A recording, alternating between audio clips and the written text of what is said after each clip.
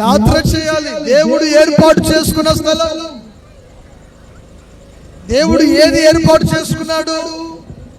నా మందిరము సమస్త జనులకు ప్రార్థనా మందిరం అని రాయబడింది. ఈ దేవుడు ఏర్పాటు చేసుకున్న స్థలము, దేవుడు కోరుకున్న స్థలము, దేవుడు అభిషేకించిన స్థలము, దేవుడు ప్రతిష్ఠించిన స్థలము. ఈ స్థలమునకు గనక నీవు క్రమముగా నీవు ఆదివారము ఆరాధన మానకుండగా నీవు వచ్చినట్లయితే, ఈ స్థలములో నీవు మోకరించి కన్నీరు కాచి ప్రార్థన చేసి దేవుని సన్నిధిలో నీవు గోచాడుకున్నట్లయితే, ఆకాశమందున దేవుడు ఆయన కనుదృష్టి, ఆయన చెవులు, ఆయన మనస్సు, ఆయన ఆలోచనంతా కూడా ఈ స్థలమందే ఉన్నదంటే కొట్ట చప్పట్లు గట్టిగోసారిగా. ఈ స్థలమందు చేయబడిన ప్రతి ప్రార్థన కూడా దేవుడు వింటున్నాడు. ఆమేన్ చెప్పండి.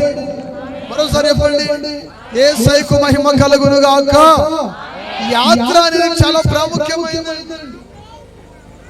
చాలా మంది దేవునితో యాత్ర చేయడానికి ప్రారంభిస్తారు, కానీ మార్గ మధ్యలోనే యేసుక్రీస్తు ప్రభు వారిని విడిచిపెట్టి, సంఘాన్ని విడిచిపెట్టి, పరిచర్యను విడిచిపెట్టి, సేవకులను విడిచిపెట్టి, ఆత్మీయ తల్లిదండ్రులను విడిచిపెట్టి అర్ధాంతరంగా వారిని